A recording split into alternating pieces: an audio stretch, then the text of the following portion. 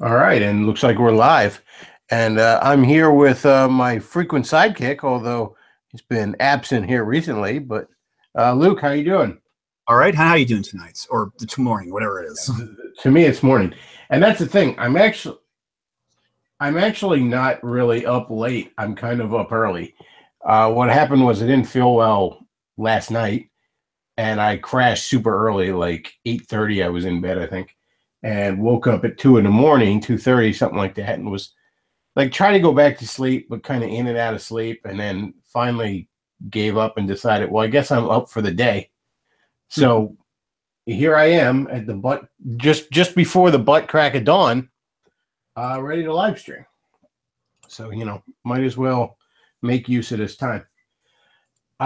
So first, I listened to a live stream Davis did last night, and there's something I want to talk about. It was a really good live stream. It's called like Architecture and Insomnia, or Architecture and Sodomy. And he rambles on about this apartment building for a while, as Davis often autistically does, but he does have a point in all of it. And then he brings on some guests, and they're talking about some stuff. And it's a typical Catholic stuff. They're larping about we gotta have the Catholic monarchy to save the world and that kind of stupid shit.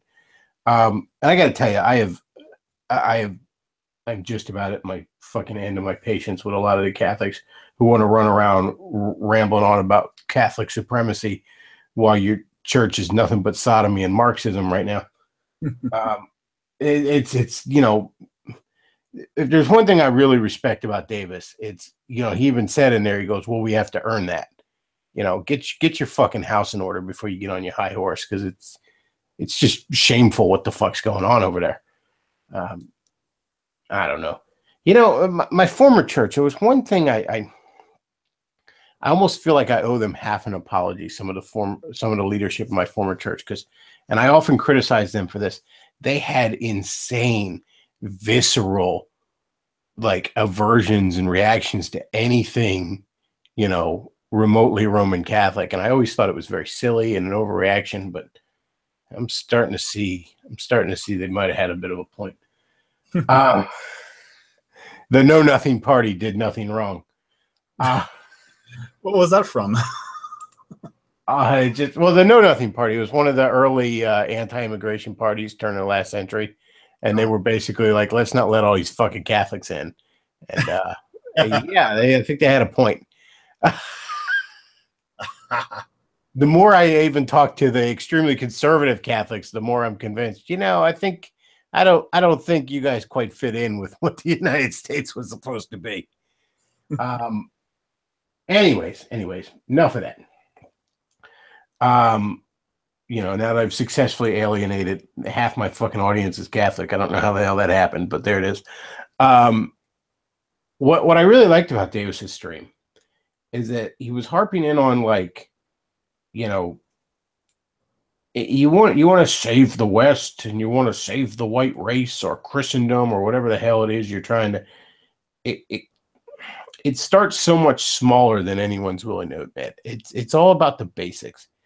I remember this one story, and I don't know the exact details because I don't give a shit about sports ball, and I only know the story because a preacher fucking said it one time. But it was like this football team had just the shittiest season ever, and finally the coach just walked in one day and just held up a football, and he goes, I could see we're going to have to start with the basics. Gentlemen, this is a football.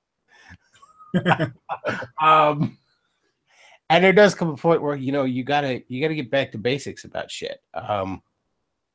Everybody wants the sexy, moment of glory. You want to be fucking Batman and beat up the supervillain, and you want to be Iron Man flying around saving the day. You want to be James Bond shooting a bad guy and shit like that. But here's the thing. I mean, first of all, those are all fictional. But second of all, if they were real, you know how they got there? Batman trained for a long ass fucking time. Iron Man studied engineering to be able to build his shit. James Bond fucking trained. There's a lot of tedious hours at the fucking gun range. All right. They didn't just wake up that one day fucking like that. Yeah. Although I guess that's kind of an adaptation of feminist superheroes who just adapt what the other characters have made. I mean, well, yeah, there's that dimension of it, but oh, everybody wants to go be Batman. Well, you got to remember, Batman his depending on which exact origin story it is, he spent years and years and years training to hone his body and his mind and all that other shit, and yeah, I know you don't be like, oh, it's just a movie, it's just a comic book. Yes, but it's a story and it's meant to reflect a reality. And that reality is you don't get to be, you don't achieve greatness just out of fucking nowhere. Right.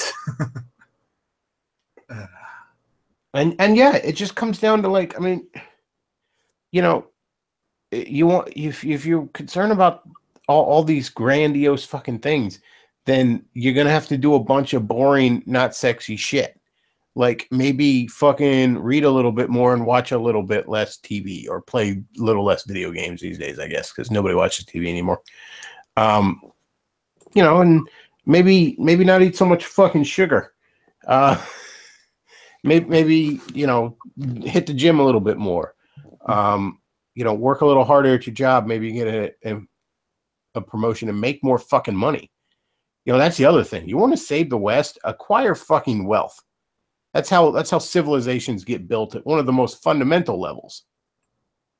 I mean, yeah, there's more, obviously at a certain point, basically you have to have inherent structure set up, but how a civilization goes from third world to second world to first world, how a civilization becomes great is acquiring wealth. I mean, man does not live by bread alone, but he sure as hell doesn't live without it. Oh, not to go off on a tangent, but are you familiar with Bad Mouse Productions? I've heard the phrase, but yeah, I've heard the name, but I haven't.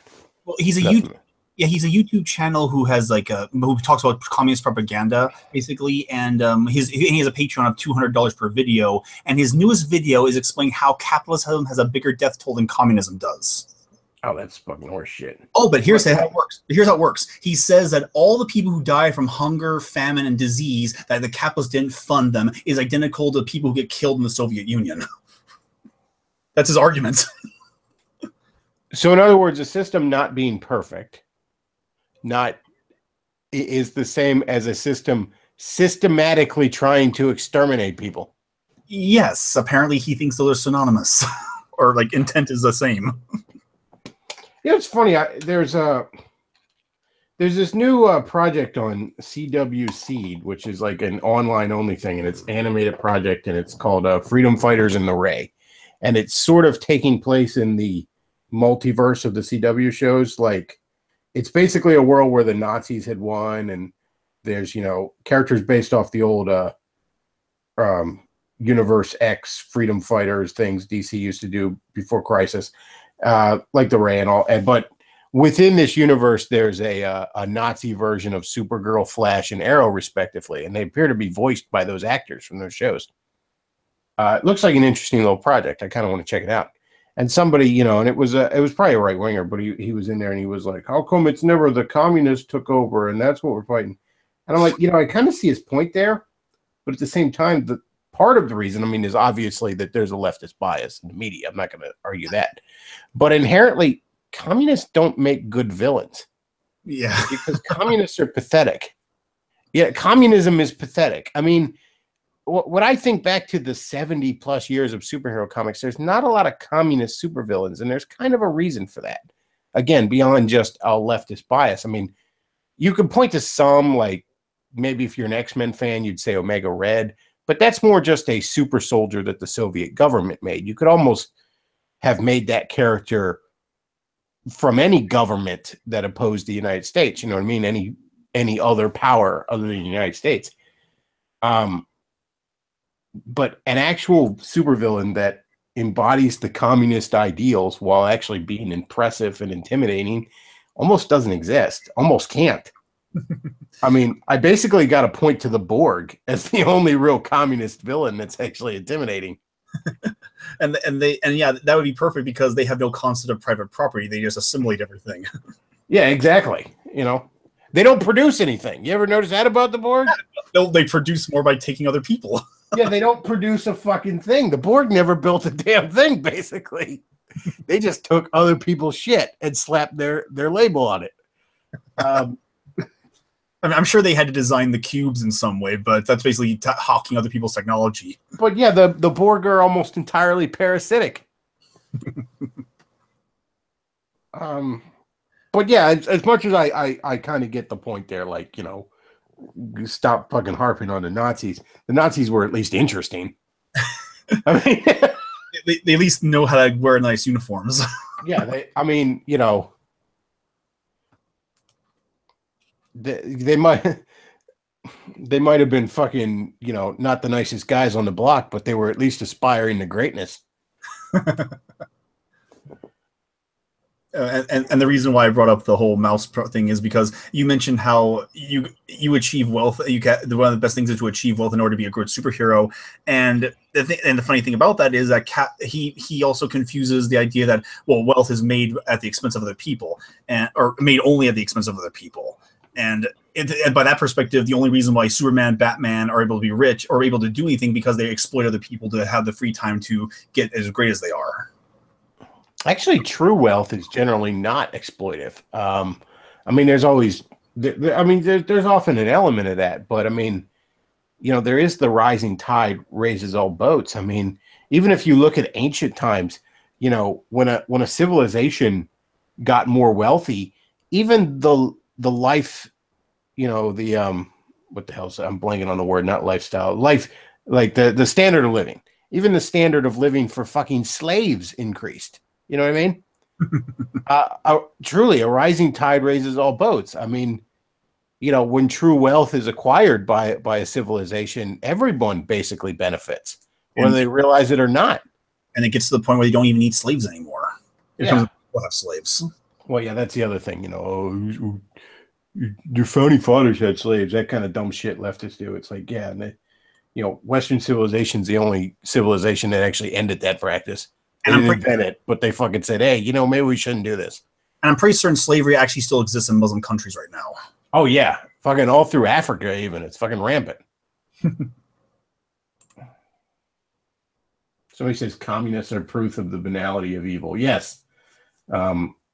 See, the thing is, like, the villains in fiction that make really good villains, generally speaking, are ones that aren't extremely evil. They're often, you know, pursuing, in many regards, good, noble goals. They're just doing them illegitimately, or, you know, they've lost sight of things and all. But, you know, so there's a great deal of virtue in most of the interesting villains in fiction. You know what I mean? There's just this one way in which they're bent. Whereas somebody that's truly just despicably evil, I mean, it would be somebody like Amazing Atheist, for example. And I know you're picking on in YouTube. Well, I mean, he doesn't, you know, I'm too small for him to notice this anyways, and I don't really care if he does. But yeah, I mean, that's just the banality of evil. It's just this fat, slovenly, disgusting pervert that you know, shakes his fist at God while his beard is covered in Cheeto dust. I mean, that's not necessarily as dangerous, but it's more evil, you know? Yeah, it's just it is kind of sad that one of the most that's an example of evil in our circles. Like, we can't have like a Lex Luthor. We have to have what's a good villain? What would be a good villain for Amazing Atheist?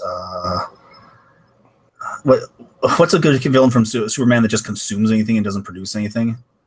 I mean, even Brainiac destroys a whole planet so he could keep their information for himself. Yeah, a parasite just absorbs the life force of other entities, which, I mean, it's sort of like the vampiric relationships Amazing Atheist has sort of had. Oh, look, a retarded girl that thinks she's a boy. I'm gonna and engage in sexual cannibalism with him. Or her, or whatever. I have a cannibalism fetish. No. I'm going to stop you right there, TJ. Okay, because that's not a fetish. A fetish is like, I like to be spanked, or, you know, I like women's feet or something like that. That's a fetish, okay? It's kind of weird, but, you know, you don't need to be on the fucking 5th floor of the hospital for that sort of shit. You know what I mean? No, what you have is a mental illness. Mm.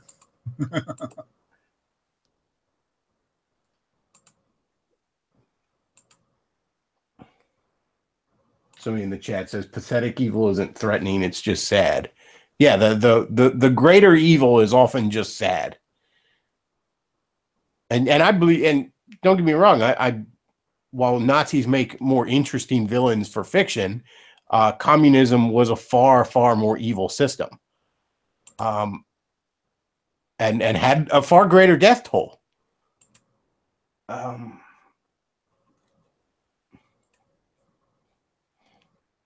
But it's just not as interesting. In fact, there actually was a DC story called Superman Red Sun, where like Superman's rocket lands in Soviet Russia, and he ends up being like the communist Superman and stuff. And even within that story, it's like a parallel universe kind of thing. Even within that story, one of the communist leaders of the government even kind of admits that Superman's mere existence sort of pokes at the communist ideal. His mere exceptional existence sort of pokes at what they're trying to achieve. Yeah, I've been recently rereading the Naked Communist, and the mentality that he was and the author was describing that the best mentality for a communist mob would be a mob of crooks and criminals that are just a mindless mass that'll just follow a mob boss wherever they go. And this is another thing, and I hear this all the time, like, well, true communism has never been tried. And here's the thing that drives me nuts about that is it's kind of technically true. Here's the thing. Like, communism, by its literal textbook definition, is supposed to be the thing that socialistic authoritarian governments are going to ultimately achieve, where finally everyone learns how to share all the fucking time and nobody has a government. Like, and then the government's gone and there's just there's no hierarchy of any kind.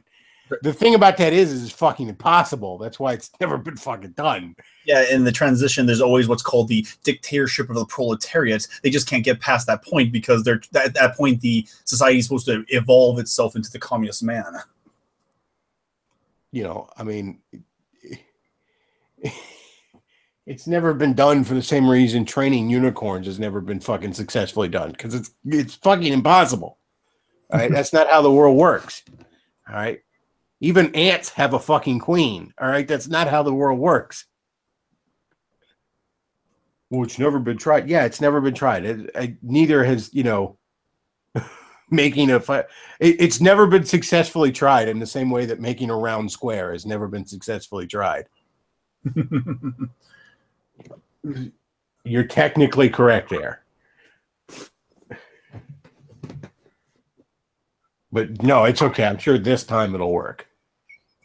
Just a few more million dead. Kind of like an Iraq war. I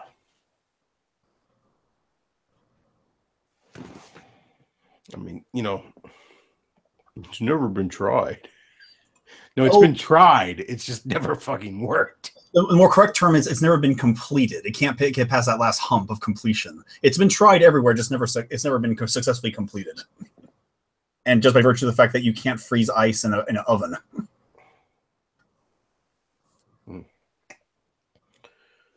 Well, no, I'm sure this time it'll work. Yeah, this time, yeah.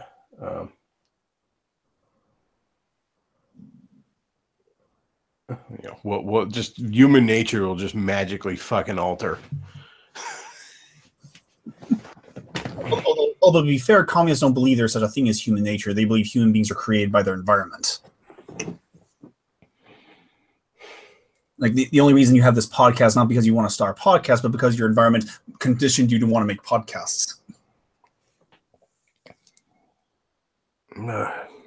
Of course, that does work both ways, because if you're in a communist society, are you conditioned to being a communist yourself, or is it better to break free from communism? Or they really do just need thrown out of fucking helicopters. Like, I mean, I remain at my core a libertarian, because as I've often said, my primary political motivation is and forever will be get off my lawn. That is my primary motivation. I've matured to the point where I've accepted that I may need to trample on some other cocksucker's lawn who I know intends to trample on mine. I'm not happy about that, mind you. It's just something I've accepted.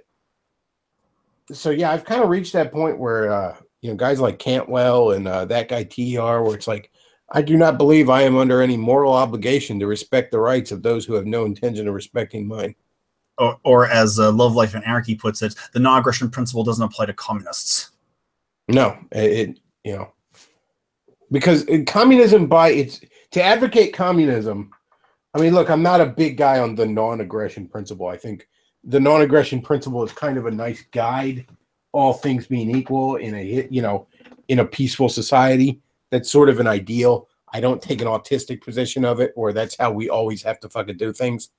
It's just it's how I would, it's how I would prefer things to be. It's not necessarily how they ever will be. Just because you can't reach an ideal doesn't mean you don't necessarily strive for it. That said, though, to advocate communism is inherently to be advocating violence against me. Mm-hmm. And when you're advocating violence against me, you have, by definition, violated any manner of non-aggression principle. I mean, to advocate communism is essentially to look at, the most armed institution in the fucking world, the United States government, and be screaming at the United States government that it should point all its guns at me and steal all my shit. That's your violation, And again, I'm not even a huge fucking non-aggression principle fucking guy, but don't tell me. But yeah, it just inherently doesn't apply to those people.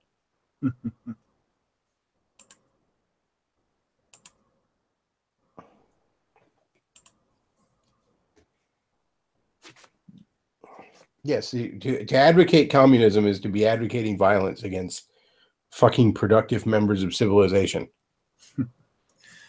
And what's always funny about it, the way communism works, basically, communism is basically a return to feudalism, but with a body count that has to justify it. Because at least when we were progressing to feudalism, it was the next logical step for economic growth. But now returning to feudalism requires a few heads to be cracked. Well, here's a good analogy for any spurry libertarians that think, well, they're just advocating fucking.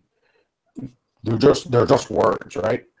Well, what about like fucking NAMBLA? You know what I mean? Like, and they're advocating that they should be allowed to butt fuck your fucking 5-year-old son. You know what I mean? That's just words? You gonna let them run the fucking daycare? Or maybe they haven't done anything about it yet. It's just words. Yeah, and also you're going robots. Am I? Of course I am. Fucking internet. Actually, I think it's a laptop, to be honest. Yeah, it's so weird. I never had those kind of Spurg moments. But anyway, yeah, the protecting the individual rights of a pedophile to take care of kids, or at least people who fundamentally believe that the best relationships are between men and boys. Yeah, these people. But that's what happens in a relativistic ACLU society, where the very existence of rights justifies everything else, or the negation of any kind of consistent, universal, transcendent rights matters. And so it's so sad when we can justify these things in our governments, or in the name of banner freedom, I should say.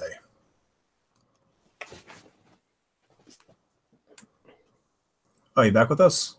Yep. Awesome.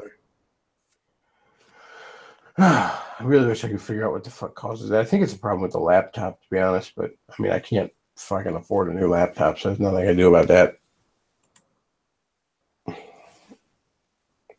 I mean, I did have an interview, but I don't know if I'll get the job or not. I was through a temp service. Huh.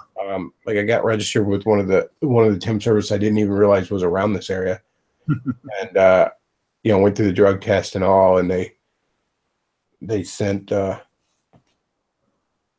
they sent me to a place to get an interview, but they'd also sent a few other candidates there, so I don't know if I'll get it necessarily. But it does seem like they have a bit more prospects than some of the other temp services I've worked through, and that's in my area at least. I don't even know how to find another job in this area without going through the temp service. Almost every single area, like every single major place to work around here, insists you go through a temp service, like a temp to hire thing. That's just how they do shit around here. But almost every decent job I've ever had in my life has been through a temp to hire situation, where you're working technically for the temp service for like 90 days, and then if you're not a fuck up, then they hire you. Yeah, my current job was made through a temp service. My first job tried a temp service too, and they found a job with me in about a week, which was pretty fast. I've never had a job go that fast. Yeah, it's ups and downs. They sometimes they can find stuff for you fast, sometimes they can't. Oh, of course, there was that one time I got fired for 3 days. Yeah, it kind of happened to me at a temp service. I was working at this one place, and it was a second shift. So I'm over at my girlfriend's house, my girlfriend at the time, and I get a call on my cell phone, and it was all like, "Oh, they said they don't need you anymore." And I'm like, "Did they say why?" And it was like, they just didn't really give a reason. They just said that. Well, it turns out that the company that I was working at through this temp service had fired the wrong person. Oh, what? I don't, basically it was like, they were supposed to fire, Chris Smith or something like that. So, he shows up to work and I don't, and they're all like, what the hell? So I get a call about 2 hours into what would have been my shift. And now at this point, I'm already like, I've been working at this job for a couple weeks, and I was like, oh damn it, now I gotta find another job. And my girlfriend at the time was like, well, let's go out and get dinner. And I'm like, I gotta watch my money. I just fucking lost my job. She's like, oh, I'll pay. And I was like, well, okay, free dinner. Because she was normally too cheap to go out to eat, but she was trying to cheer me up, I suppose. So I'm at this restaurant, and they call me up, and they're like, can you come in? There's been a mistake. And I'm like, what? Okay, I'm unfired. And the girl's laughing like, yeah, it appears so. They apparently told us the wrong person's name. Well, I'm like, well, I just sit down to dinner with my girlfriend. I just ordered, so it's going to be a little while. I guess I can come in like 2 hours. I'm like, I'll tell them that. And when I come in, not like, and this should have told me that maybe I didn't want to work there, but not only did nobody say, oh, sorry about that, they were annoyed that I was showing up late in the shift. And they go, oh, nice of you to join us. I'm like, well, nice of you to let me know you want me to. Mine was a lot more convenient and superfluous. I had been working there for nearly a year and a half, but they had a momentary lapse where they had to downsize or something like that. Like it's an assembly line plant, and but fortunately that happened because it was at a time when I wasn't driving and I had to bike to work, which is relatively close. But they called me right when I was biking out, and so I decided, okay, I have to go fix my car anyway. So I bike back and go to my car, and right when I go to check out my car, someone checks my parking policeman comes by to ask, are you gonna move that car? Because I'm gonna give a ticket if you don't move it. Which was so convenient. I had to pay a fine for that car if I didn't get canceled out of work for 3 days. But yeah, it sucked. I was kind of scared about what my income would be because they say, "Oh, by the way, don't come into work." Like it was on Sunday night too. Sunday night, I remember I got a call. Oh yeah, we won't need to come in today, so we'll talk to you later. We'll look for more work. I'm like, oh, what do I do now? Because I still got rent to pay and all that. Most places I've worked through temp services were temp to hire, but there was one place I worked where it was all temps. And they made these little CD cases called like seashells, and it was just these really thin things that like snapped over a CD, This was I want to say like 04, 05, something like that. And I don't. The company's not even around anymore. I guess because nobody buys CDs anymore. I don't know.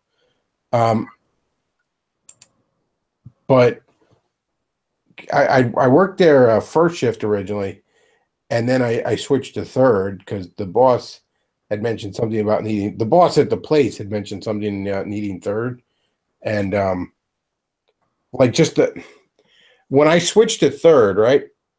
I got home one day after being there about a week on third, and I got a call from the temp service saying that I had been let go. And I called the guy back, and it was somebody I was friendly with this person at the temp service. I knew. I was like, "What the hell are you talking about?" And he goes, "Oh, I don't even want to hear it. That's job abandonment. You haven't been there in a week." I'm like, "I just got back from there." He's like, "What do you mean? You're on a first shift assignment."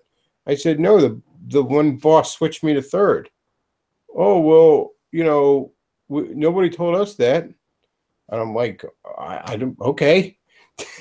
Okay. But like after like 5 months, I got a call and they were like, yeah, they canceled the third shift. And I thought they meant for like a day because they often did that if they were slow at work. They were like, oh, it'd be like Monday and he'd be like, come back Thursday, it happened.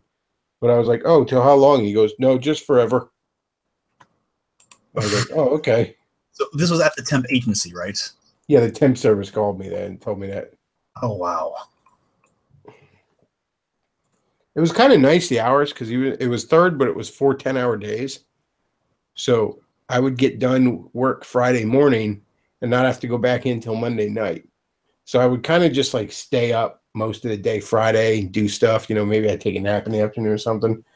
But then like Sunday night, I would just try and stay up as late as possible. You know what I mean? Like 5, 6 in the morning, sleep as late into the afternoon as possible. And then I'd be fine for a third shift that night.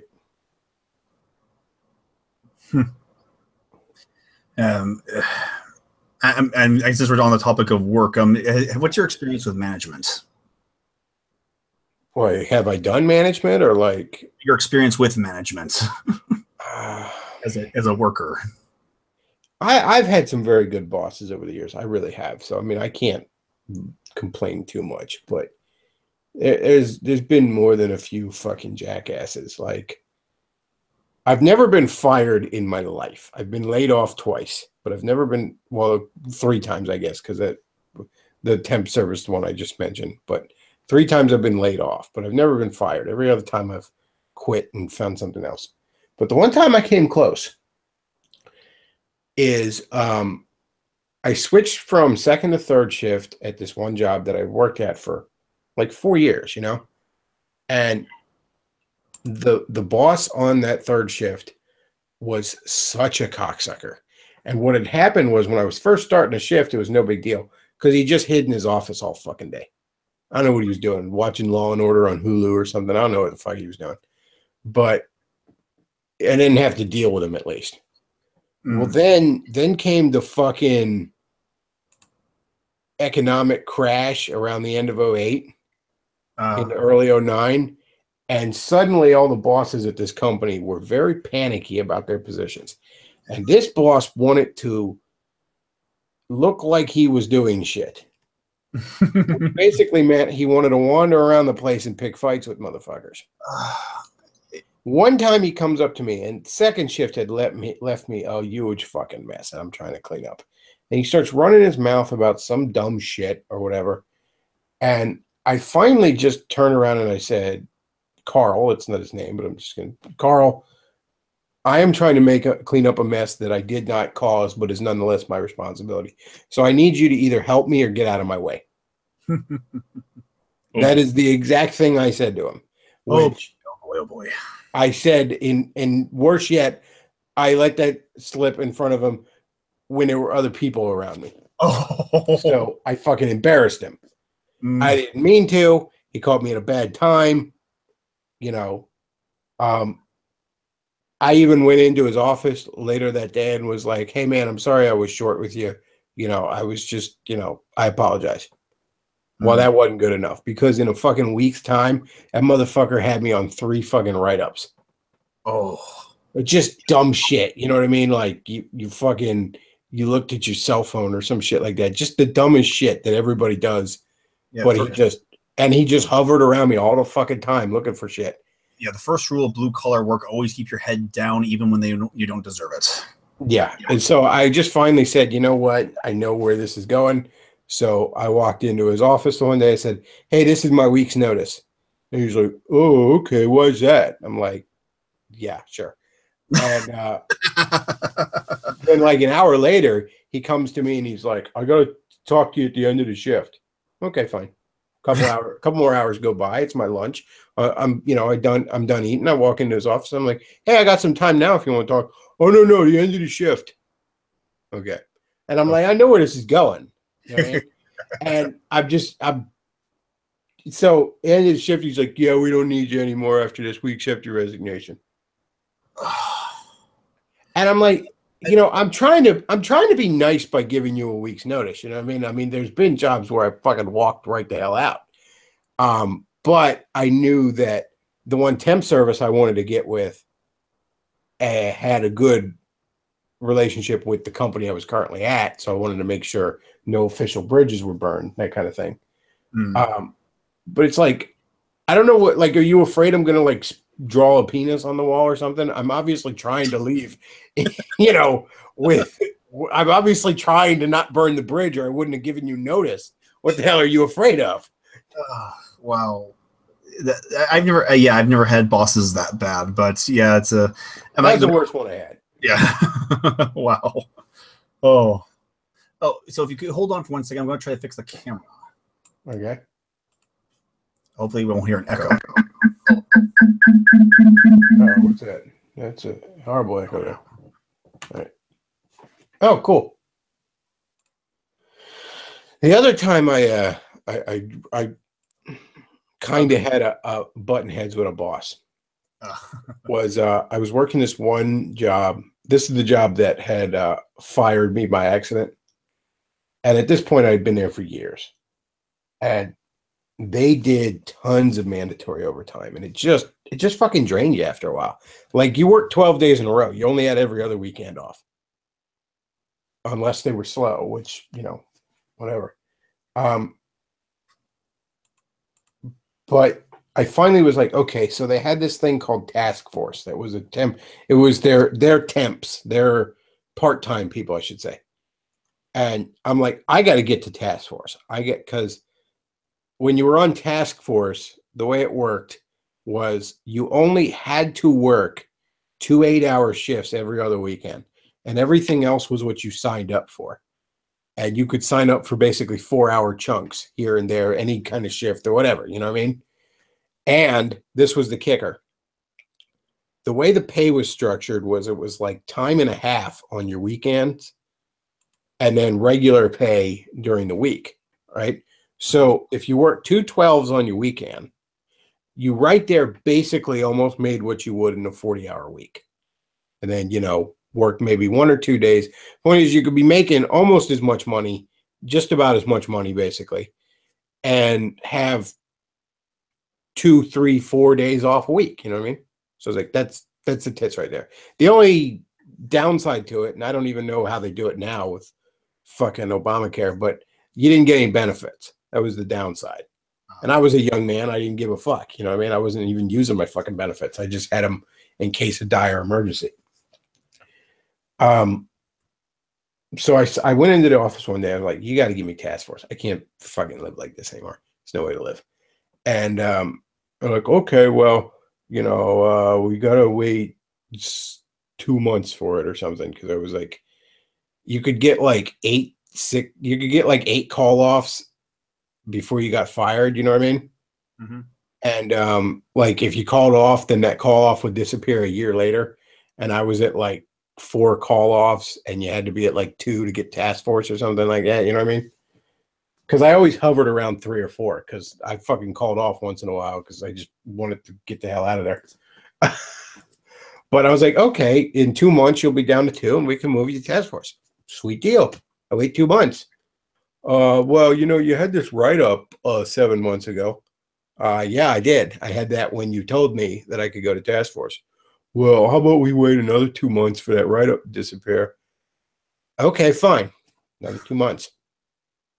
Oh yeah, I'm just not sure if we need more people in task force. Oh, okay, I see. Well, all right. So I walk back. This was at the end of my break. I'm talking to him. I walk back to my fucking workstation, and I am just about as angry as I've ever been in my fucking life because I've been dicked around for 4 fucking months, and I'm just staring at my fucking workstation, just fucking enraged. And I just said to myself, you know what? Life's too fucking short. So I had like a little ID badge and it was like a dry erase board where everybody's assignment for the day was written. So I went over and I taped my badge onto the board and I wrote under it, I quit.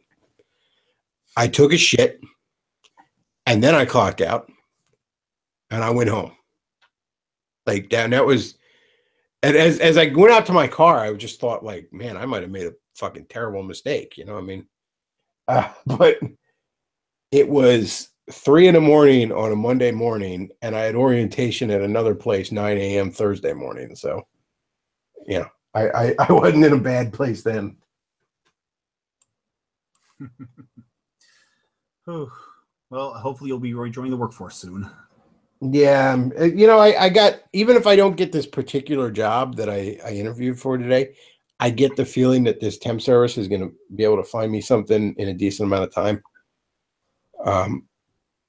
The other one that I've been registered with, I don't know. They used to just be a lot better, but now I get the feeling they're understaffed or something. It's hard to even get a hold of the people that are supposed to be quote unquote working your case.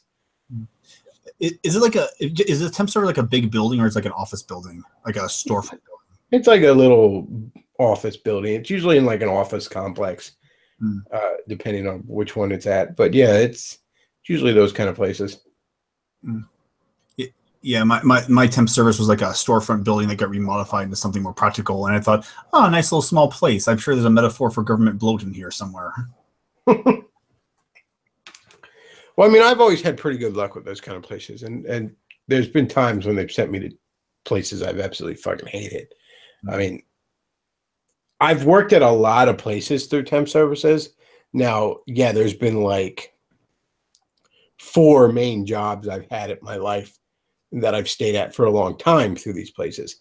But there's been like little 1 week or temp. Sometimes there's just assignments where they only need you for a couple weeks. And then sometimes there's ones where it's like, yeah, this is temp to hire, but I'd rather put a gun in my mouth and fucking spend the rest of my life here. I mean, I worked at places that were just nightmarish. I worked at a place one time that was so bad. I mean, I would have fucking walked out, 2 hours into it, but I didn't want to burn a bridge with the temp service.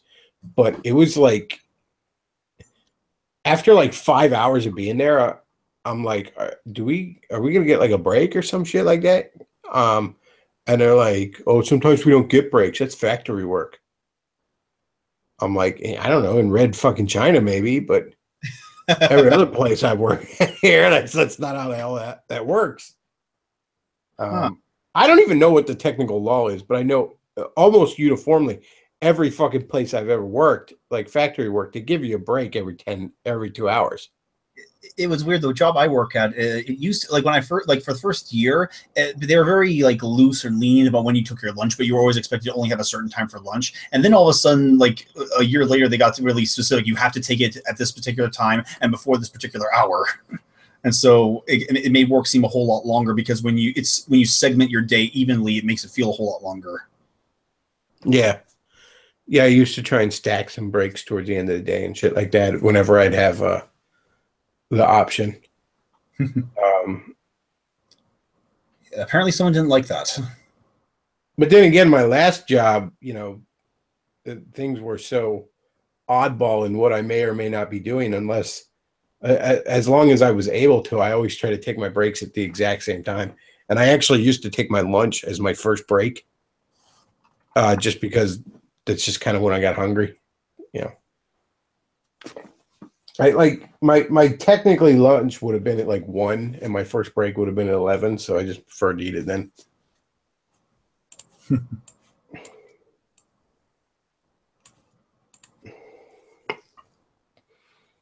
But yeah, I worked at some fucking horrific places. It's like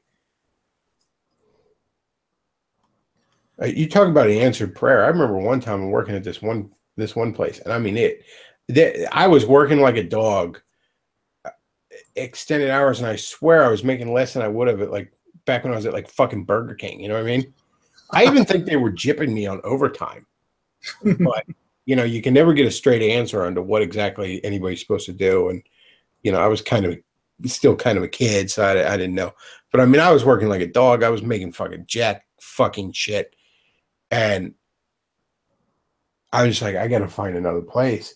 And, you know, and I'm just hating life. And I mean, every fucking night, basically, I'm praying to God, like, you know, why live? You know, just take me home now, Jesus, you know, like, and then the one night, I swear, I'm just finally like, you know what? I don't even care anymore. You know what, God, you just keep me here as long as you want. I don't care. Like, do whatever. Like it was so like resigned, like whatever. I don't even care. Just I don't even feel it anymore. And then the next morning, the phone goes off at like 9 in the morning, which this was a second shift. This was I didn't get home till 3. Actually, it was this weird like halfway between second and third shift, right? So you can imagine this is way fucking early, and the phone's ringing. I'm like, what the fuck? Who the hell is this? You know, and it's this other temp service like, yeah, we got this nice assignment for you starting. This was like Friday, starting Monday. Can you come in? And I'm like, oh, thank you, Jesus.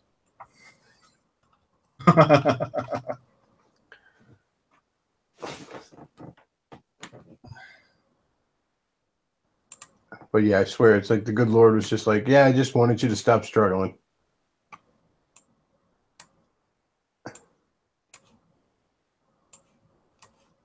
So he says, holy crap, I'm just getting into work and discover a live stream going on.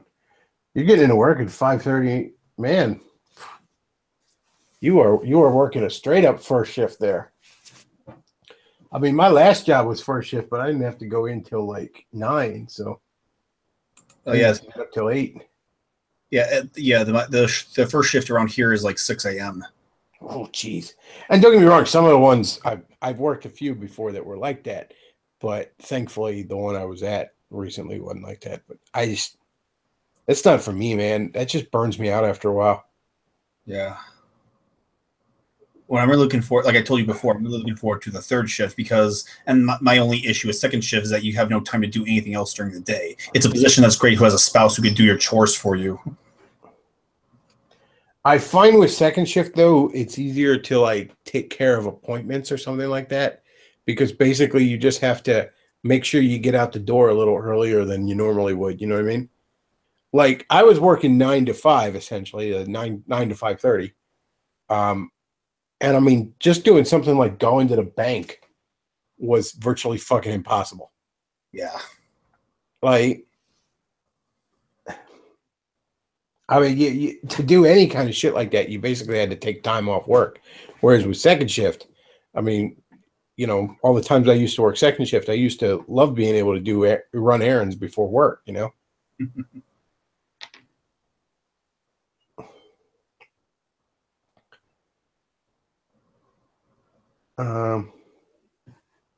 Somebody says, anyways, I'd love to stick around, but I've got work in like 10 minutes. Good morning. Have a wonderful day.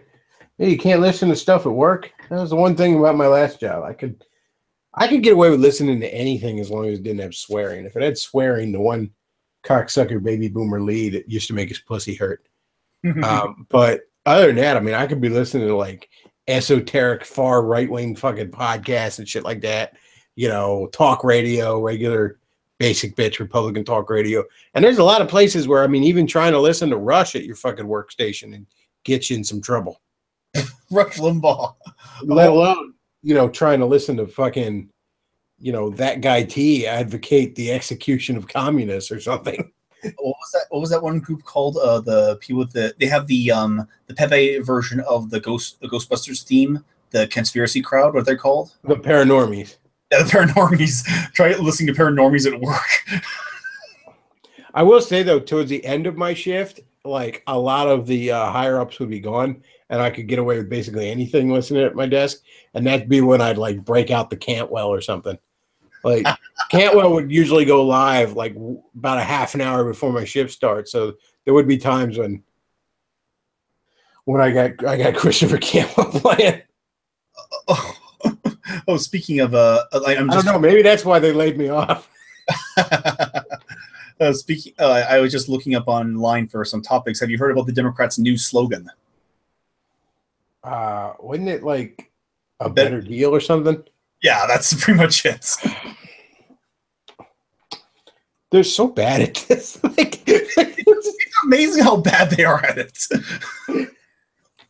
I mean, I'm looking forward to. I mean, I know that the pendulum kind of swings back and forth as far as American Republican and Democrats are concerned, but I'm really curious how the Democrat Party rebuilds itself now. On the national stage, they are in real trouble. Now, yes, there's certain demographic things that may benefit them down the road if they're not reversed. But right now, I mean, they're in fucking disarray. It's just the fact that the Republicans have so many goddamn traitors and rhinos in their midst is the only reason they aren't running complete ruckshot over them. This timid cuck bullshit where it's like, oh, we have to work with the Democrats. You have to work with the Democrats on shit. The Democrats need to bite the pillow right now, all right? Yeah, we're in charge. We can just say what is. You know, I mean, don't struggle. It'll only make it worse, is what needs to be said to the Democrats. Or what's the better? Don't worry, it'll be over soon.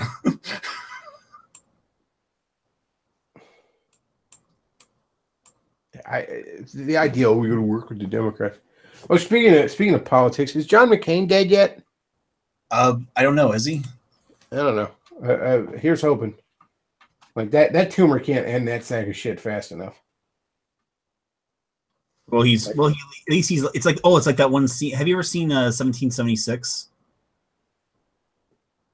No, I don't think I have. Well, in it, there's a vote for a Declaration of Independence, and one person actually resists his cancer infection to actually make the vote. Although at this point, John McCain voting for anything is not really inspiring. No, honestly, like I will show as much Christian restraint as I can muster. God forgive me, and say, I pray that he dies peacefully in his sleep and he makes his peace with God afterward. But God in heaven, please take him away from us. The more vindictive side of me would like to wipe out his entire bloodline, but there's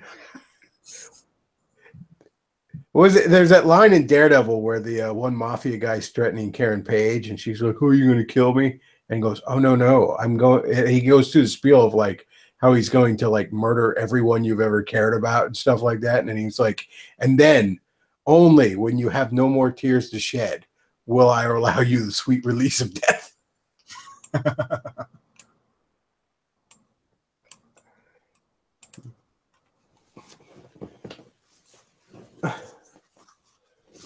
I mean, I suppose the only thing keeping John McCain going now is the possibility of starting another pointless war. I'm not sure what the hell gets him up in the morning.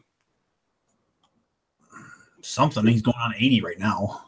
That's something I've always wondered about Hillary Clinton. And I've said this numerous times on here, but I think it's still worth, like, when it comes to like Hillary running for president and all, and I just thought to myself, like, why does she want this? Like, it won't really improve her standard of living that much. She already has but tons of money.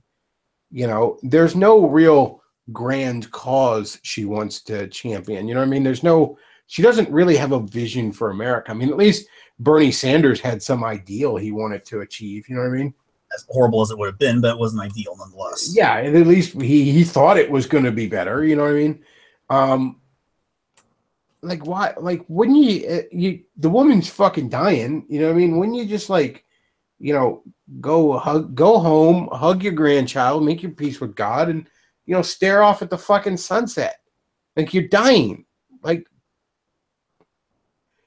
I can understand that sort of just blind, raw ambition and quest for power when you're in your 20s, your 30s, your 40s, your 50s, even your 60s. You know what I mean? But like you got like one fucking foot in the grave. You know, you're cramming for finals here. I don't.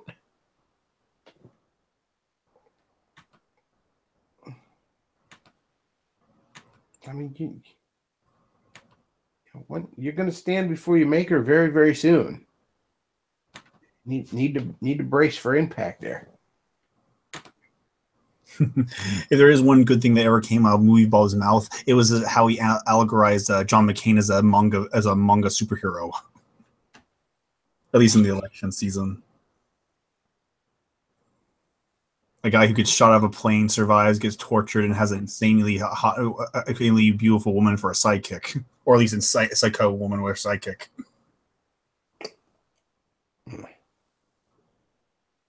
You know, it's weird. I talked to my dad about John, and even my dad is fine. And my dad used to love John McCain, and he loved him simply because, you know, oh, John McCain's a Navy war hero. You know, it was just that simple. And, you know, my dad's now soured on him, but he still has this like, oh, the captain's embarrassing himself. I wish he would just go home. Like, no, I wish he would die a painful death. I hope that brain cancer is giving him fucking constant agony. He's like, oh, it's terrible. He was a war hero. Fuck him. Or in the words of our president, I like people who don't get captured.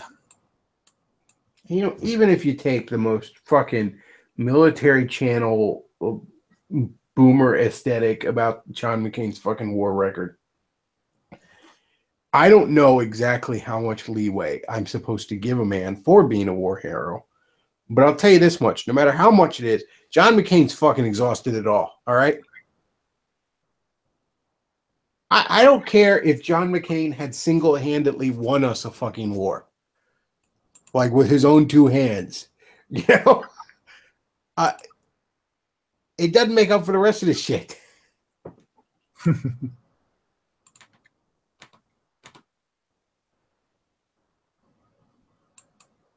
Oh, I just got messaged from a fucking scam bot. One of those bots on Skype. Like somebody just added me, and then it's like, you know, hey, sexy, you busy? And it's got a fucking picture of a porn star or something. Like, what is the end game? But how? What are those things even trying to accomplish? The hope is that you've never seen one before, and you're willing to pay for a sneak peek. Although in the age of the internet, I don't know why anyone would pay for anything at this point. I guess that's their plan. I don't know. I sometimes think these are just like things that are like, like it's just like baby AIs. They're slowly forming sentience. That's why they sound so autistic when they're talking to you. That's why Skynet turns on us, because none of us talk to them on Skype.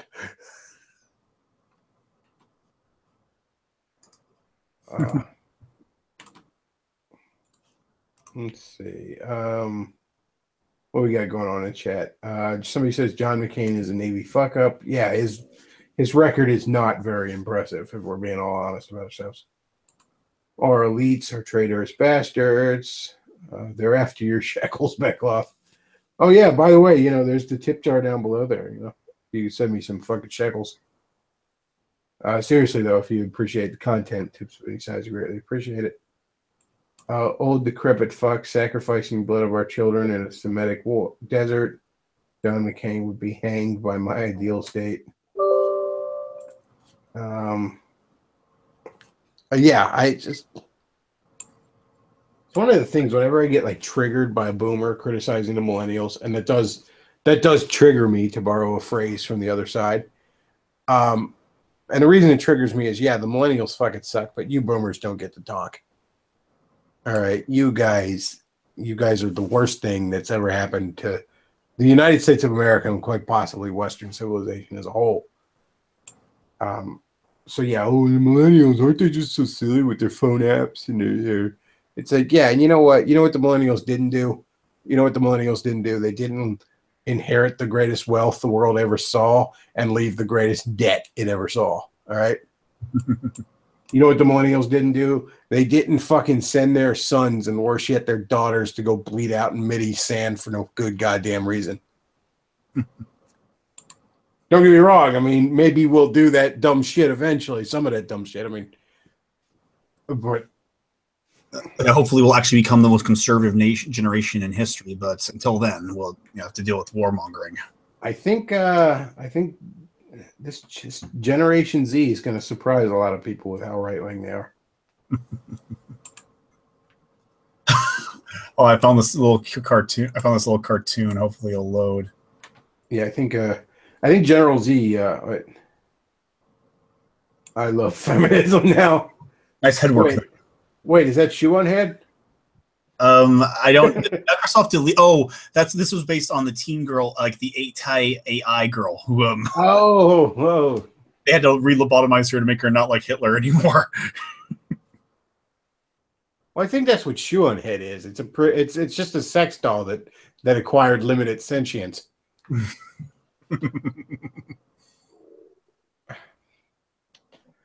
Oh, what a dumb gash. That should have been the big fucking canary in the coal mine that Gamergate was not going to go where it needed to go, was when everyone decided Shoe on Head was a fucking thought leader in the movement. I mean, she's just a pretty face that says the same things everyone else is saying, but I guess that's enough to add to it. I mean, those big round eyes are so hypnotizing. You know, Davis kept harping on the fact that he thinks Shoe on Head was molested. Oh. At a young age, and that's why she keeps this lolly girl persona on, where she acts like she's fucking 12. I just figured she acted like she was fucking 12 because half the fucking country does anymore. But he hit on a couple of things that, see, at first I just figured Davis was all upset because Shoe on Head fucking gave him a ration of shit over nothing, and then she did. I mean, you had skulls on your bookshelf. Yeah, because Davis is the first guy who ever had random fucking knickknacks in the background in a YouTube video. Anyways, I just figured Davis was kind of just butthurt. He was holding a grudge. And I don't necessarily blame him. She was a cunt to him. I can understand it. So I kind of dismissed it until, like, he mentioned apparently Shoe on Head is fucking, like, half bald. Now, you say, oh, well, why is that, you may ask. Well, apparently, and this is like information I think it was found on like she's kind of hidden some of this, but it was apparently on Encyclopedia Dramatica or something. Apparently, she had some sort of condition when she was starting at like 12, where she just constantly fucking ripped out her own hair. Oh, wow. And basically, it's sort of like habitual nail biting. You know, some people will bite their nails to the point where they're bloody and raw. You know what I mean? Because it's just become this fucking habit. They could, you know, it's hard for them to stop. No wonder. It's sort of like that, but with fucking hair pulling. Yeah, no wonder. Oh, maybe that's why her hair looks so nice. It's almost unnatural. Well, something that would cause that in a kid would be some sort of severe traumatic stress thing that they couldn't feel they could talk about to adults. Like, oh, I don't know, say Uncle Diddles paid a visit or something. You know, I kind of dismissed that theory on Davis's part as him just being butthurt because his chick was a cunt to him. But man, the pieces are all kind of falling together there. I mean, I'm not saying that's what happened, but like I said, the pieces are lining up.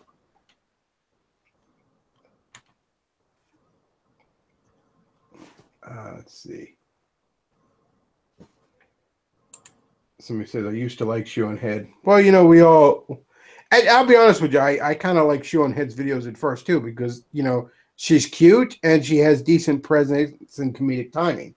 Some of her videos were kind of fun. That said, though, I mean, there was no there.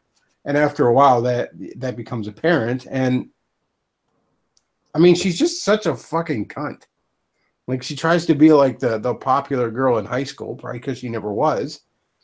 I mean, just the dumb shit that she'll just harp on, like, oh, Davis had a skull in his videos. I mean,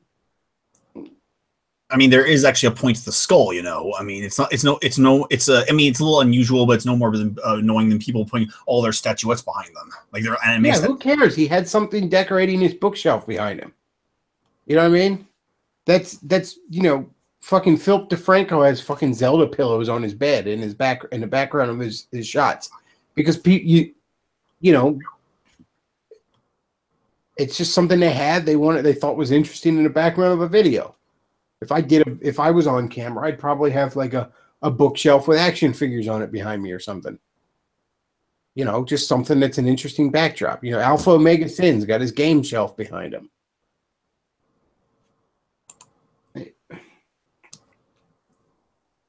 I mean, we know what the skull. I mean, the skull is supposed to be like a symbol of a reminder of death. I mean, all she has? Like, I don't know if I haven't seen her videos recently, but the mock video I have has a skull behind it now, which is a joke on it.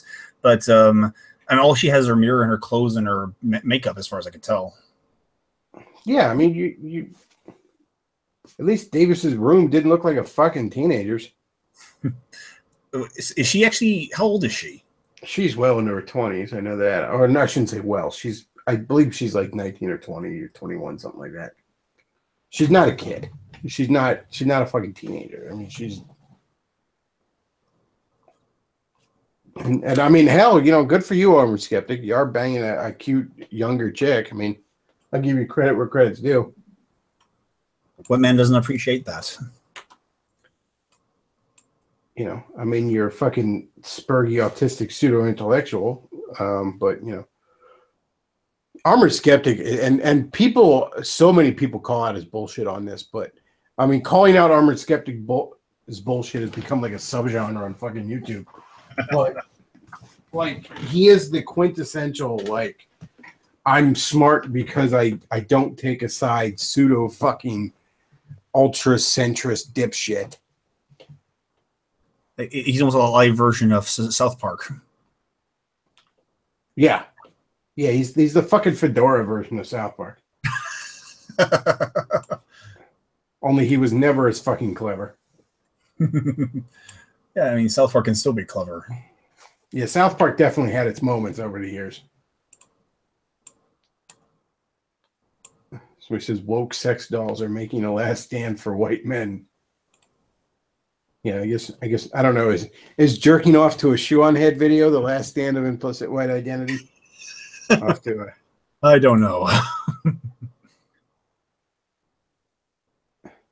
You can't be called out if you have no beliefs or ideas. Again, you know, that article I wrote on Davis's site where I took pot shots at Chew on Head and Armored Skeptic for that little meetup with Lindsay. You know, I mentioned in it that, pardon me, I was actually kind of sympathizing / identifying with Dan Olson because he looked all pissed off in those pictures. You know, like he was the one person there like, what the fuck, man?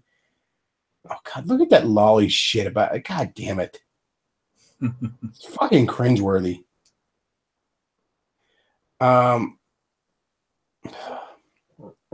Yeah, there's your fucking. If God is dead, it's only because he died laughing. No, but anyways, this article I wrote, and you know, I took some pot shots at Shoe on Head and Armored Skeptic in there because why the hell not? Well, Shoe on Head she actually did get all butthurt on Twitter because she thought Davis wrote it too because she didn't read it because she could barely read, I imagine. But yeah, she's like, look what Davis said about me. And the article starts with like, hey folks, Bechtloff here. I'm doing a guest post on Davis's blog. Reading comprehension, sweetie.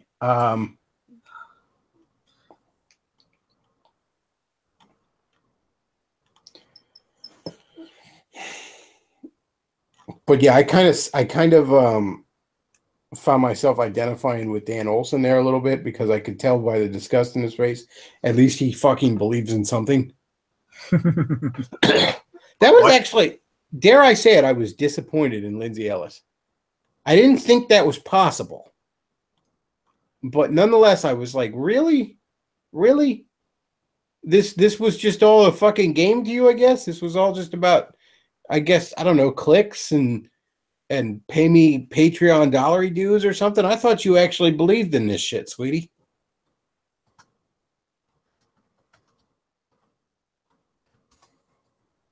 I don't know why, but that one picture of Armored Skeptic, I thought he was wearing a Punisher shirt. But it's just his stupid fucking night helmet thing. Like, would have been cooler if it was a Punisher shirt. Yeah, it's his logo, just his logo.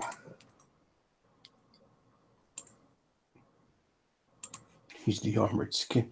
You know, I'm skeptical of whether or not Armored Skeptic's vest is the right size. I don't know about you, but I'm highly skeptical of that. In fact, I'm pretty much sure it's not. Seriously, man. I mean, you know, I need to lose a few myself, but I don't like pretend and wear a shirt that's too fucking small for me. Like, no, it's fine. I can technically fit in it, so it's my size.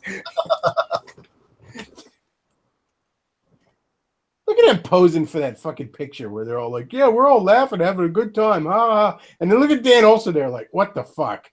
I thought we were actually trying to do something here. I thought this meant something. But that poor guy, how disillusioned he just obviously is in that moment. Where he's like, am I the only one that fucking believed in anything? I feel you, man. It's hard to believe in shit. You know what I mean? It takes some fucking courage to actually take a stand, to actually come to a conclusion.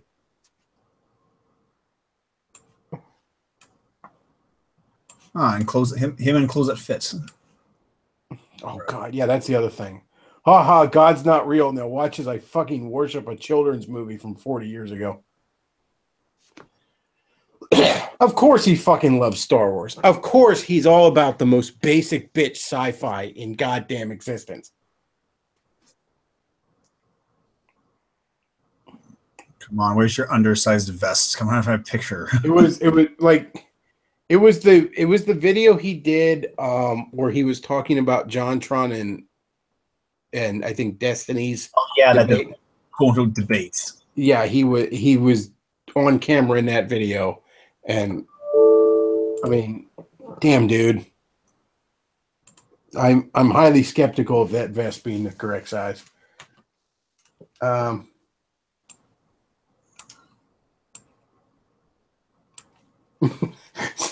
Somebody says she's not a thought leader; she's a thought leader.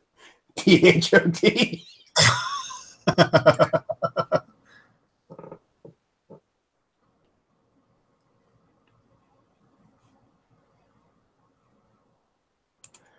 How much did it cost him to make that helmet? Wait, does he have the extra? It's like a real metal helmet, like on his desk. Oh shit!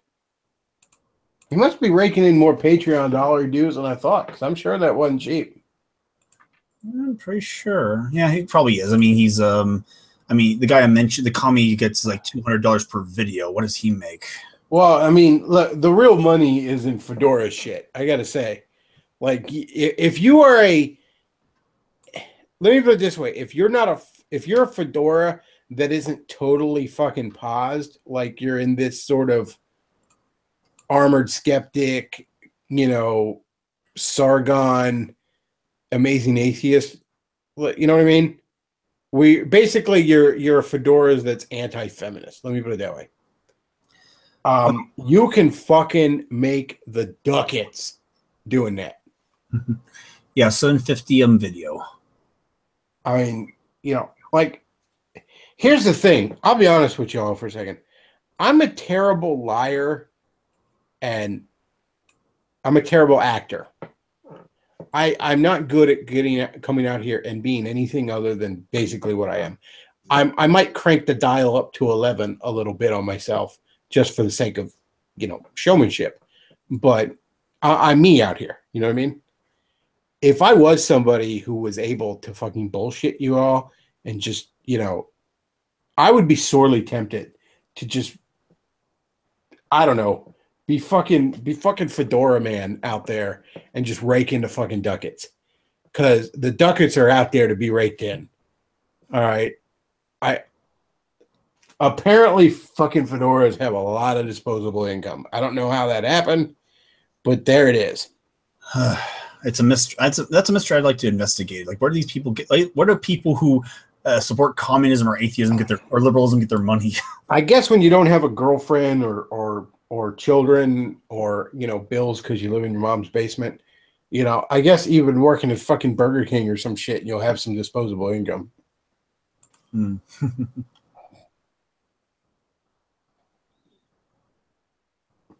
I actually said something in the article about both of them, and when I was reading through the responses under Shu's tweet about how Davis insulted her because she can't fucking read. One of the things I said in there was that Shoe on Head and Armored Skeptic are more popular than they are relevant. And one of the people in there was like, "Oh, this guy doesn't know what relevance is." Okay, yeah, the fucking midwits. Not dimwits, fucking midwits. Just these, average intelligent motherfuckers who think they're so goddamn brilliant, who make up the atheist movement. But no, I stand by that. The pair of them are far more popular than they are relevant. And that can be said for most of these fucking, look at me, I'm in the middle type guys. The thing about the middle, the thing about the centrists, and I mean, that's a broad term. Like, there are people who are quote unquote centrist because they do take real positions. They just take some positions that would qualify as right. They take some positions that would qualify as left. Depending on, if you looked at just the straight right to left political compass, one could argue libertarians fall in there or fell in there of being centrist, anyways, but there's the much more common kind of centrist that doesn't take any fucking real positions because they think that makes them smarter. That's who I'm talking about when I say this. Centrists like to imagine that they are the referee in the game of politics. But the reality is, whoever shifts the debate in their direction shifts what the center is, and thus shifts them.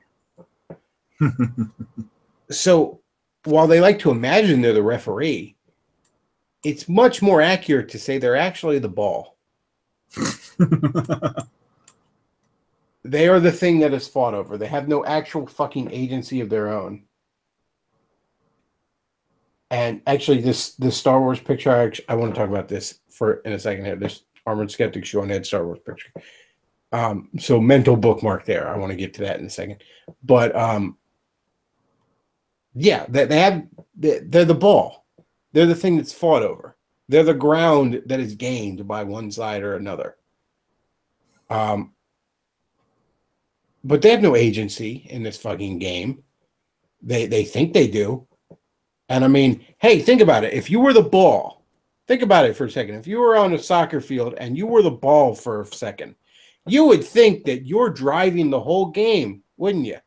Because everything is seemingly revolving around you. But really, you have no fucking agency in this. You are entirely being pushed around by other forces. And that's where these kinds of guys are. And there's a lot of money to be made in it because there's a lot of people who want to feel considerably smarter than they are. And what better way than listen to that who's just only slightly smarter than they are? So this Star Wars thing, if I remember correctly, and this was even during Gamergate when these two first got together and shit like that. Because it was the first time I realized there was no there with Shu, right? Shu on Head had never seen any fucking Star Wars movies. And we were getting her reactions as Armored Skeptic was showing her these movies, right? And I thought to myself, are we really taking, like, this Gamergate thing, this culture war over the heart of pop culture and geekdom or whatever the hell you want to call it? Are we really fucking listening to someone who is that culturally disconnected, that fucking boring, that they've never seen one of the fucking movie everybody's seen. You know what I mean? Like, how the fuck have you not seen Star Wars? I don't even like Star Wars, and I've fucking seen all the fucking Star Wars movies. You know what I mean? Like, how the fuck have you not seen it? The only person I ever met who's never seen Star Wars was a foreign exchange student, and that's it. Like, how are you that fucking boring? You know what I mean? It's like, yeah, Shoe on Head reminds me of some girls I've known over the years where they seem very interesting at first, but they're almost like this kind of social chameleon where they just try to blend in and fit in with whatever group they're in, but they don't really have any identity of their own. Like, I remember a coworker I worked with, and I at first she seemed very interesting. I ended up hanging out with her a lot as she kind of wormed her way into a group of friends I had at that job. And she seemed really interesting and fun, but after a while I realized, like, there was no there. Like, this she didn't have any actual fucking interests. You know what I mean? Like, I like people that get fucking nerdy and spurgy and autistic about something. I like people that have a hobby, a fucking passion. You know what I mean? This is a woman that not only doesn't fucking believe in anything, but she doesn't really like anything. I mean, the most interesting thing about her is she had a fucking bunny as a pet. She had an oddball pet. That was the most fucking interesting thing about her. She plays the quirky girl on TV, but isn't really quirky, if that makes sense. You know what I mean? If only she could have like this waifu image personality right here. Yeah, she's made an image of herself of being this, quirky, interesting, fun girl, when in reality, she is shockingly basic bitch. What was it they said about the guy in Idiocracy where he goes, "You are so average, it's actually remarkable."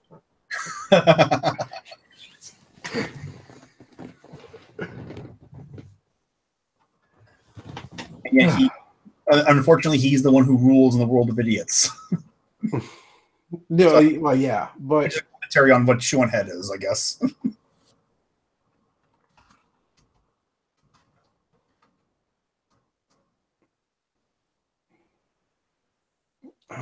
Somebody says hang on, you hold the position that you can enforce your beliefs on wider society. Is people in the chat I'm reading here.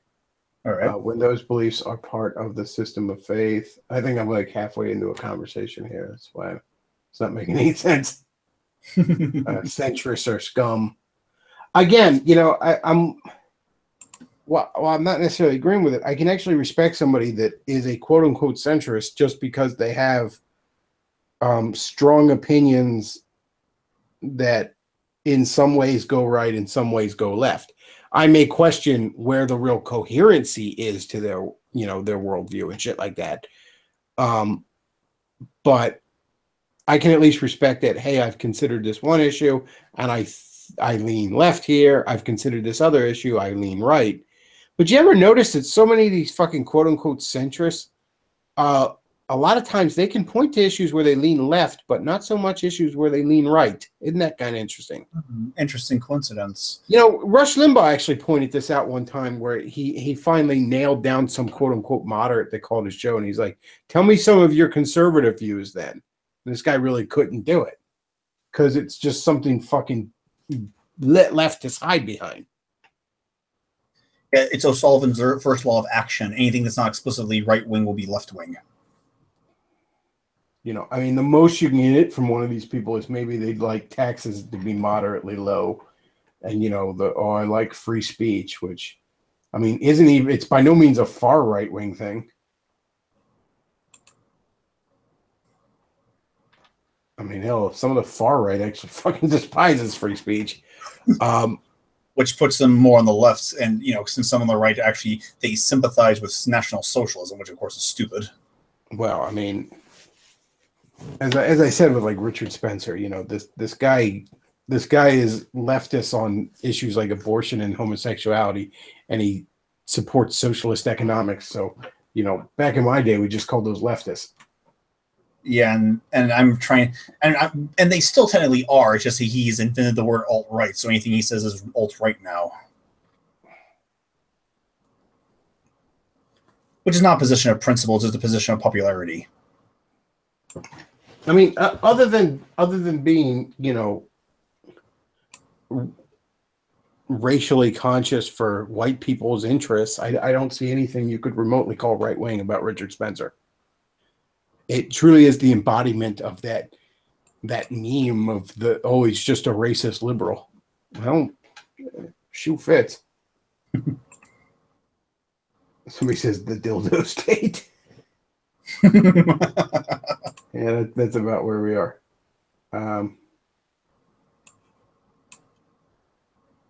Somebody says women are conformists because warring tribes would take each other's women during raids.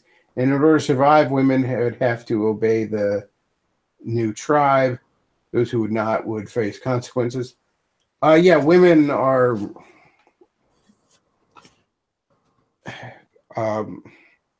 yeah, women will tend to go with what's in charge and that kind of thing. It's not all that common for a woman to be principled to the death. Or it's not that common, I should say. And I mean, it happens, and you know, people certainly have free will, but from a strictly biological standpoint, you know, it's the men that die for ideals. Yeah, the women live for the men who won that fight. Yeah, the picture I'm showing right now are women in Europe who had their heads shaved because they actually dated Nazis. Yeah, well, that's the only thing that's one of the things that keep women in line is that societal pressure, but ultimately women want to go with the winning team. And those women just bet on the wrong horse. Robot voice.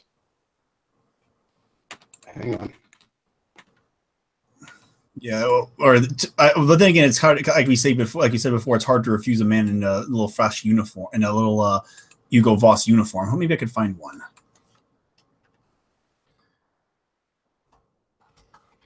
But just to keep the conversation going, like I think it was a video by Black Pigeon Speaks about how women inherently don't have in-group preferences and how they're more prone to socialism and how they're more less likely to be loyal to ideals than men are.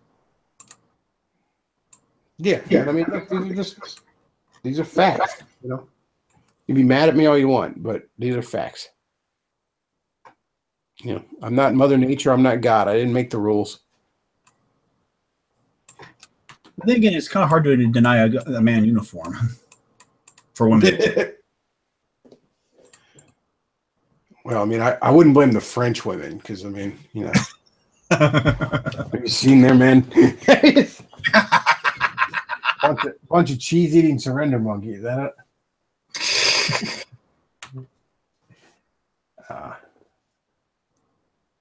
somebody says women are the eternal groupie. Yeah, you're not wrong. Yep.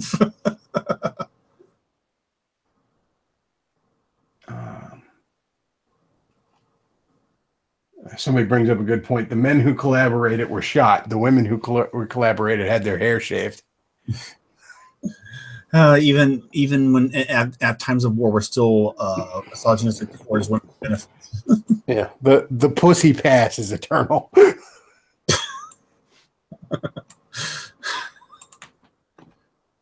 I am so glad I rediscovered like I quote unquote rediscovered biological reality, which is funny because I'm technically a creationist, but I'm more aware of biological reality than atheists are. Well, here's the thing, and this is like even within a strictly creationist Ken Ham model, I mean, there's still microevolution. At least, you know, I mean, obviously, you know, if two people led to the vast, you know, different kinds of humanity we see before us, I mean, you know, microevolution is observable. I mean, we took some wolves and we eventually turned them into poodles. All right, that's. You know, you can whip out a petri dish and observe microevolution over the course of about 48 hours. So yeah, I mean, there's still basic biological realities. That's something that drives me nuts with a lot of Christians. They just won't seem to accept the fact that while man is not just an animal, man is still an animal. You know, even if you take the story literally, he still made you from the same dust he made the beast. Yeah, they're just mad when they point out, well, but God breathed in us, therefore we're not like the beasts of the field. Yeah, but yeah, we were made from the same dirt and dust. You know what? You cut open a man and you cut open a dog, and you'd be amazed how similar the insides look. Yeah, the differences are very profound and very meaningful, but at a pretty basic level, things are pretty damn similar. And heaven forbid we actually, of course, the biggest concern is that we legislate on the idea that they were so similar. And that's where the opposite side comes in. Like, oh, we're just animals and we need to be herded about.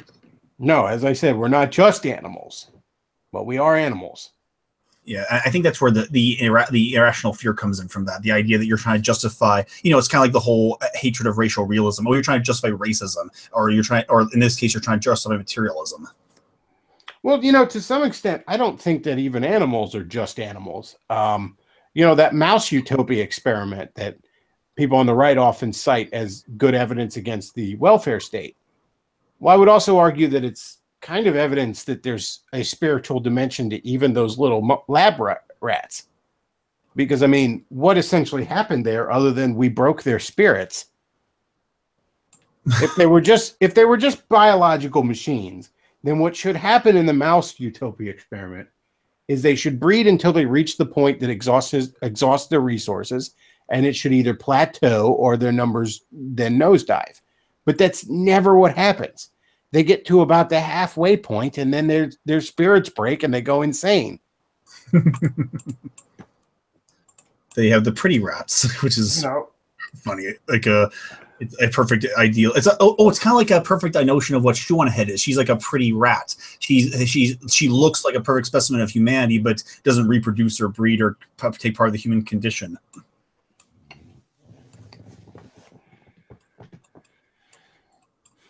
Yeah, and getting back to what I said earlier when I was talking about, like, you got to get back to basics, and therein lies, like, you want to save the white race, you want to save Western civilization or Christendom or whatever your fucking grand cause is.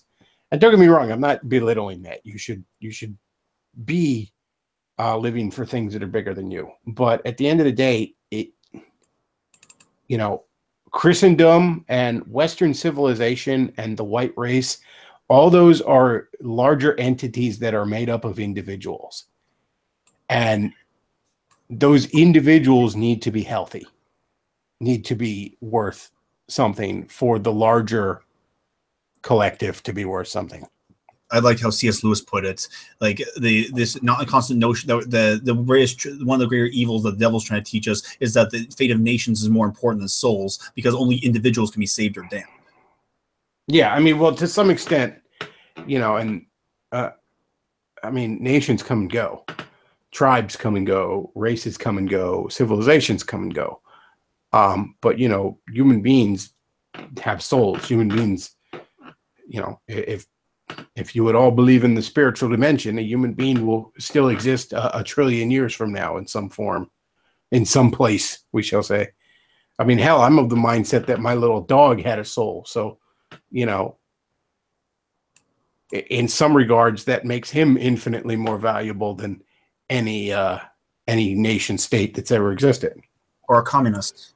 Or a communist. Because, I mean, at the end of the day, these are all just lines we've drawn in the sand. Now, they're important lines. We need to draw them somewhere, and this is where we drew them and all that good stuff. I'm not saying they don't matter, but, every line that's ever been drawn in the sand eventually blows away. And it's important to note that our opposition believes those lines exist too. They're just more deceptive about it. Yes, I'm not saying those lines, are not important. I'm just saying, there is if you're a man of God, there is a broader perspective than that. And again, that's what it boils down to. Like,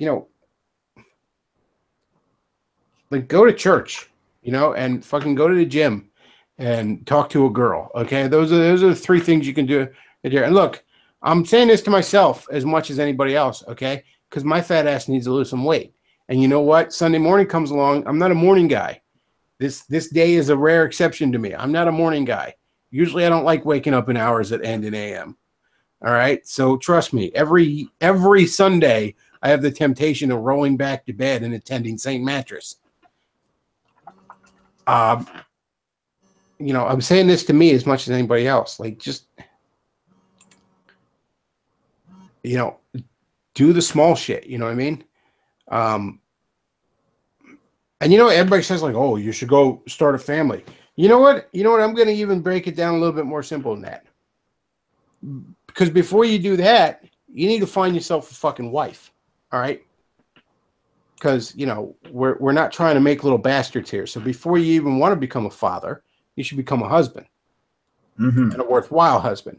And before you even want to do that, you need to be a worthwhile man. And like I said, I'm you know, I'm saying this to myself as much as I'm saying this to any. Oh, you're Bechtloff, you're a hypocrite. Yeah, we're all fucking hypocrites. Somewhat level. All right. None of us live up to what we want.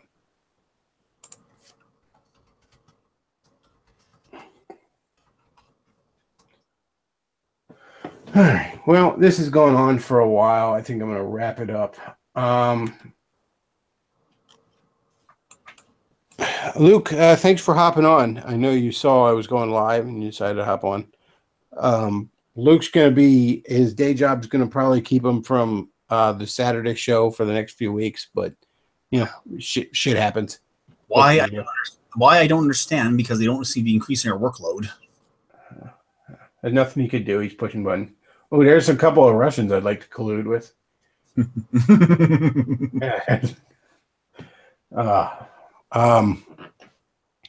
But you know, if you enjoy the show, there's the tip jar down below, and tips of any size are greatly appreciated.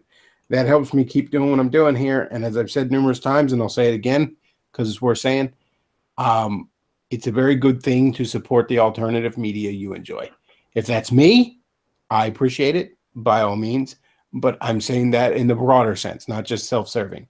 If it's Cantwell, if it's fucking that guy T, or you know, if it's fucking Alex Jones, go buy a fucking water filter or something, you know, whatever it is out there that you think is worth supporting, support it. So yeah, if you appreciate the show, tips of any size greatly appreciate it. And also check out the VidMe channel. I got 3 videos up there. There's what is it, 3 or 4? I think it's 3 right now. Another one on the way. And I just had a video on here, a short little video on how transsexual acceptance is the death of truth. Check that out. And yeah, that's all I got for this morning, folks. Bechtloff out.